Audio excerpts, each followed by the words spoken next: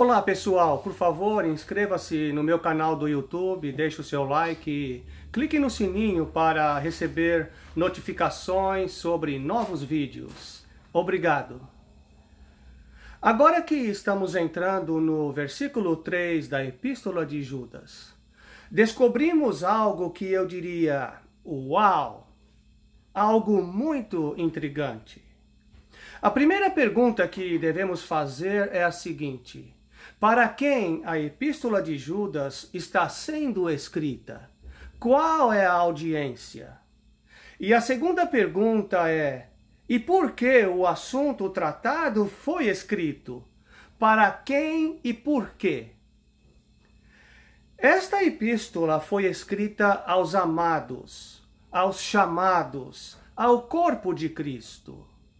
Esta não é uma carta evangelística, mas é uma epístola que tem um tom profético e é para os amados, para o corpo de Cristo.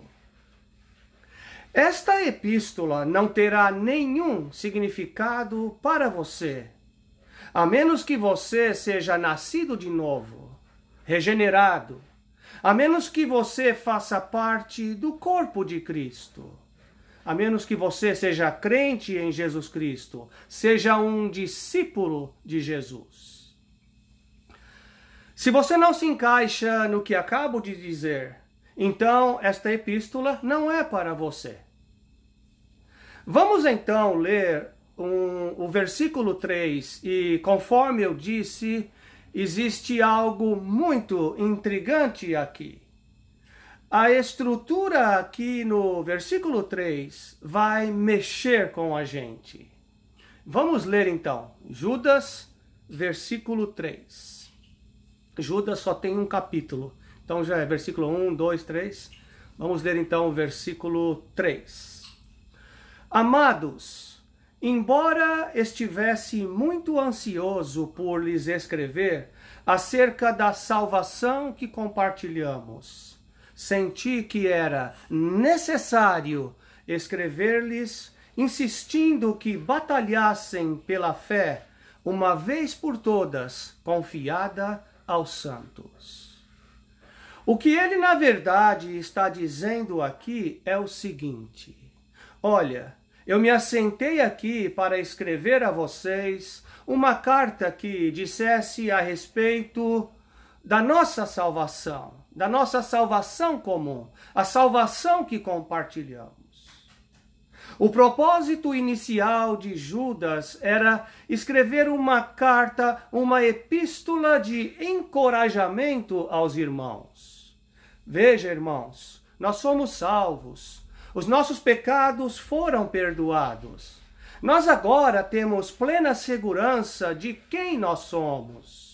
Estamos certos de que em Cristo teremos um futuro glorioso. Então, quando Judas inicialmente se assentou para escrever, ele queria simplesmente encorajar os irmãos.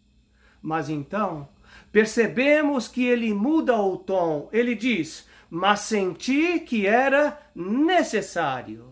Essa expressão aqui, senti que era necessário, na língua portuguesa, no espanhol e até mesmo no inglês, onde diz I found it necessary, não expressa exatamente o real significado.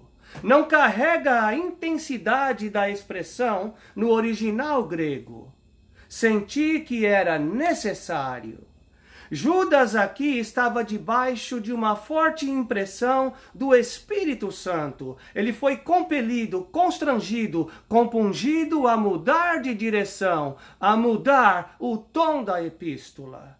Ele foi movido por uma divina compulsão, uma imposição interna irresistível. Ele se sentiu obrigado a mudar o tom da epístola.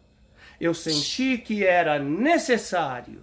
No original grego significa compressar, colocar pressão em algo. E tem também o sentido de urgência. Existem outros lugares na Bíblia onde esta mesma expressão é usada.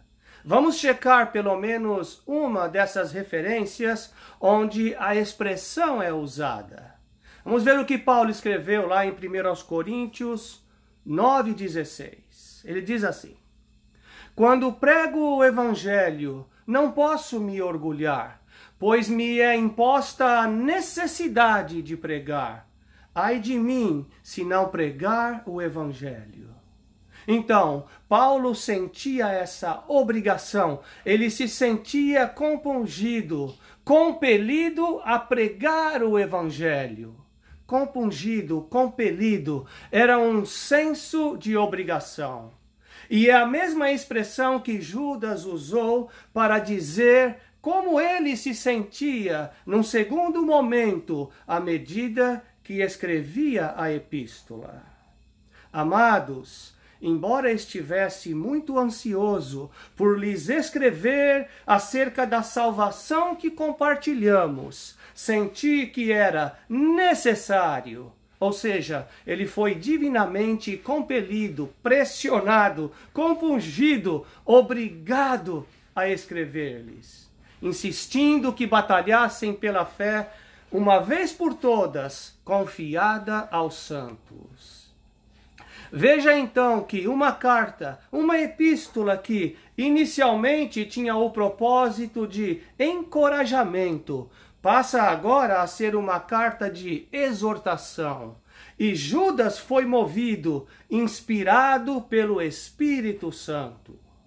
Lá em 2 Pedro 1,21, Pedro diz assim: jamais a profecia teve origem na vontade humana, mas homens falaram da parte de Deus, impelidos pelo Espírito Santo.